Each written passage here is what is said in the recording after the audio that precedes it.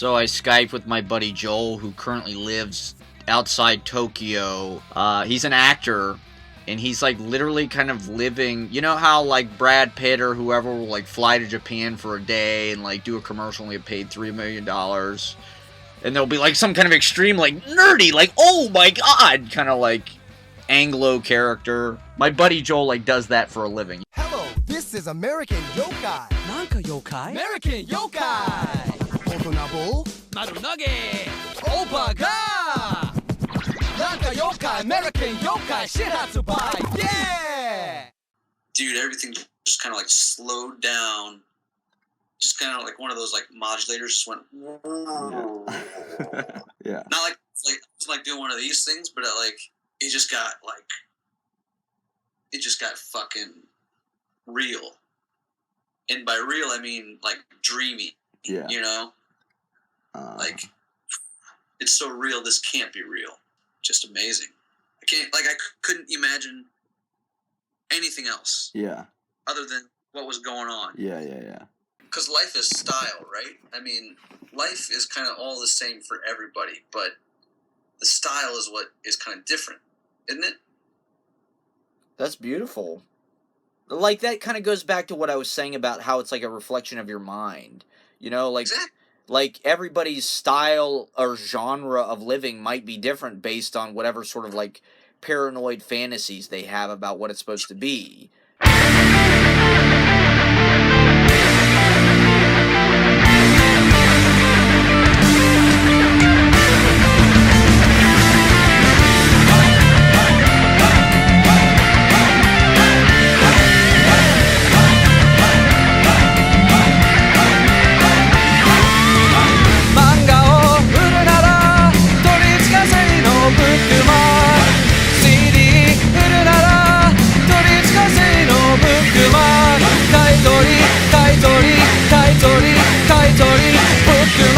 It's weird to say, but this is what self-realization looks like, right here, you know?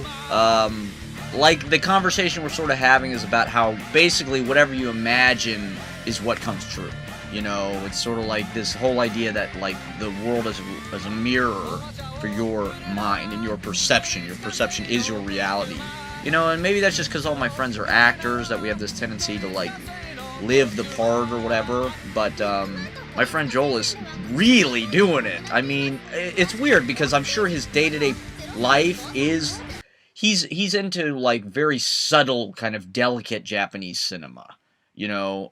Whereas I was more pulled towards a European sensibility. I think he was more pulled toward, like, an Eastern sensibility or Japanese sensibility. Part of that is this kind of, like, manic, like, very intense, like, Iron Chef kind of, like, kung fu, like...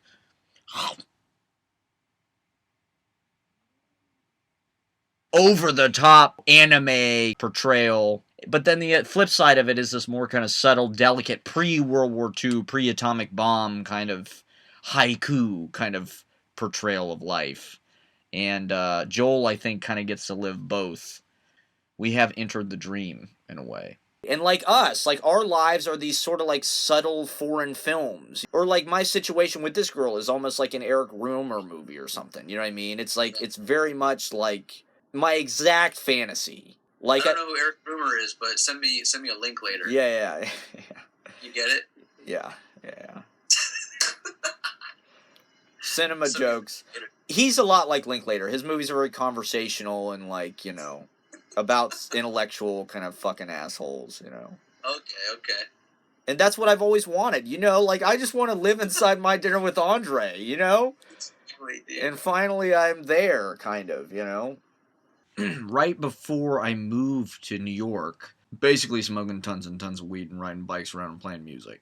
And one of the most beautiful things I ever did in my life, Joel and Luthie and me and Maya, Joel's now wife, and Taylor Wu, let's not forget Taylor Wu on the tambourine. We played these Indonesian songs and a Japanese song called Linda Linda by a band called the Blue Hearts to an auditorium full of, it was like kids from, I think, Southeast Asia who it was like their first quarter or whatever at Ohio State University. So it was like a bonding thing for them, like a pizza party, you know, and they had like cookies and shit. You know, the whole auditorium is full of kids that are far from home and probably homesick and lonely and all that kind of shit in this strange new world. And we were able to bring them a little piece of home.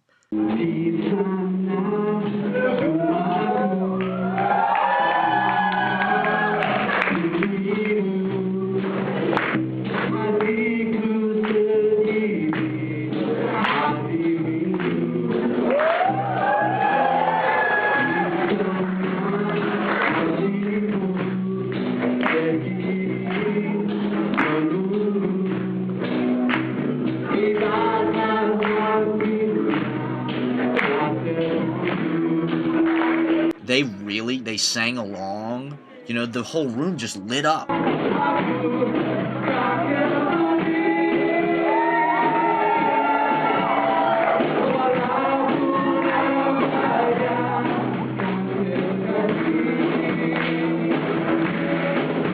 Linda is such a great song. We played a Clash song, Death or Glory.